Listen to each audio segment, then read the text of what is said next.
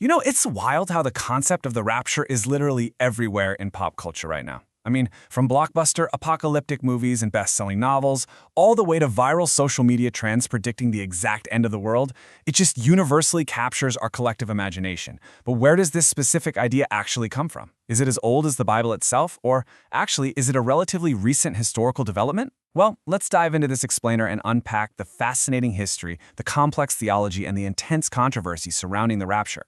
So here is our roadmap for this explainer. We're going to quickly hit 5 main stops. First, defining the rapture. Second, the J.N. Darby debate. Third, pre, mid, or post. Fourth, denominational divides. And finally, number 5, the ultimate takeaway. All right, kicking things right off with Section 1, defining the rapture. It's honestly fascinating how a piece of ancient theology recently collided head-on with modern digital trends. You might remember a massive social media craze that swept across TikTok not too long ago. South African pastor Joshua Mahalakala made a specific prediction that on September 23rd and 24th, God would return to take the church. This completely fueled the Rapture Talk algorithm, pushing the concept way outside of fringe internet corners and straight into the mainstream. It was a digital fever that proved just how powerfully relevant this concept remains in our modern culture. But what exactly were all these creators expecting to happen?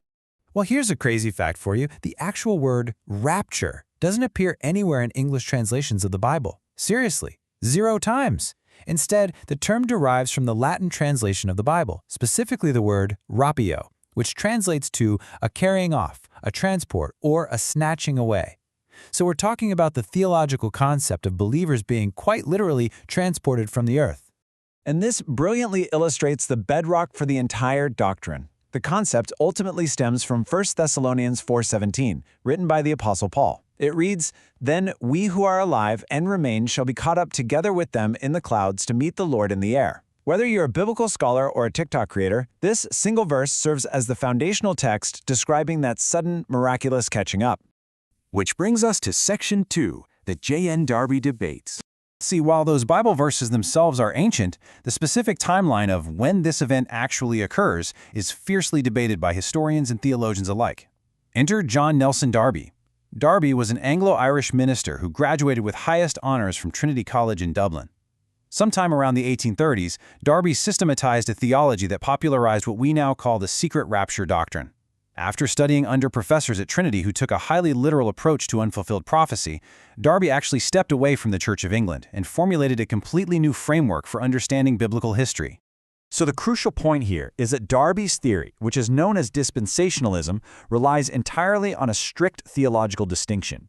He proposed that God basically has 2 separate plans for 2 separate peoples.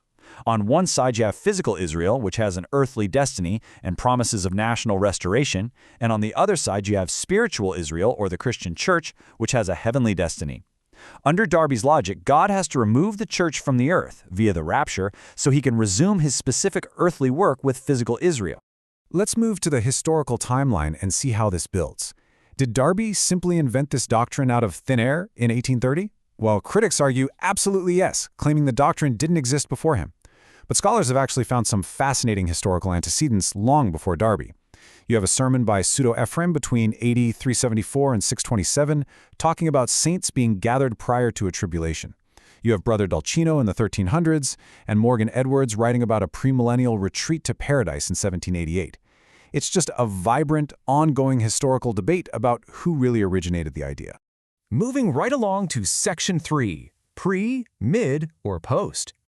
Now, what's really interesting about this slide is how it breaks down the actual theological mechanics of the timeline. This is the vocabulary scholars use. In biblical prophecy, there's a period described as a 7-year tribulation, a time of immense trouble and divine wrath. The pre-tribulation view argues that believers are caught up before these 7 years begin, completely escaping the trouble. The mid-tribulation or pre-wrath view argues the rapture happens right in the middle of those 7 years. And the post-tribulation view maintains that the rapture happens at the very end, simultaneously with the visible second coming of Christ. Now, to remain completely impartial here, it's vital we look at the counter-arguments to Darby's pre-tribulation view. Opponents essentially argue for endurance rather than escapism. They point to the Gospel of Matthew, which says, "The one who endures to the end will be saved." The reasoning here is deeply historical.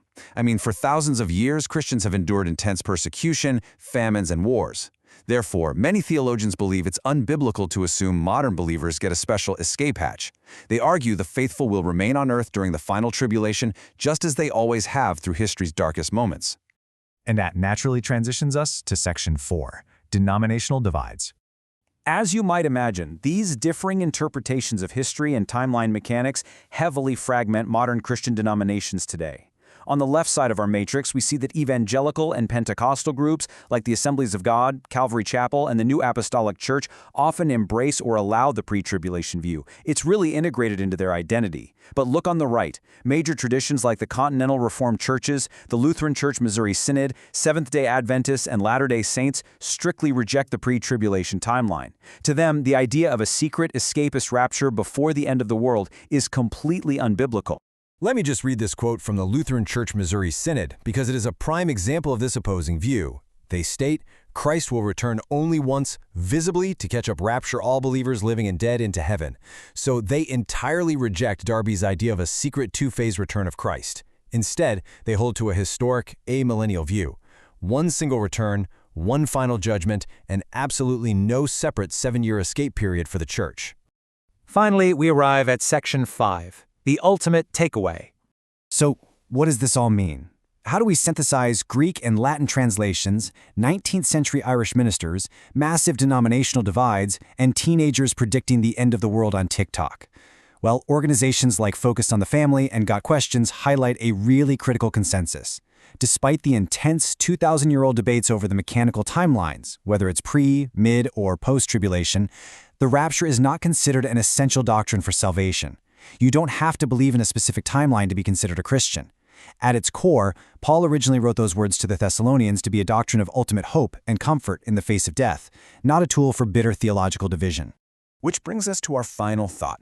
The next time you see a viral video claiming the world is ending next Tuesday, or hear a debate about who gets left behind, ask yourself this. How does understanding the complex 2,000-year history of the rapture change how you view modern end times predictions? History shows us that while the hope for a better world is ancient, the timelines we draw are deeply human. Thanks so much for joining me on this explainer, and keep questioning the history behind the headlines.